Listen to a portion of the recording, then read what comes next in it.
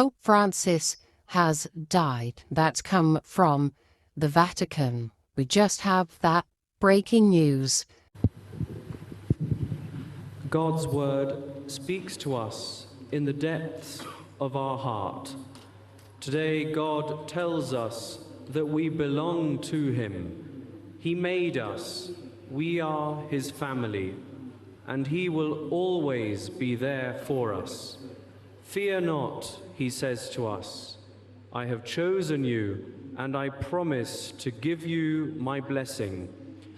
We hear this promise in today's first reading. The Lord tells us that in the desert he will pour forth water on the thirsty land.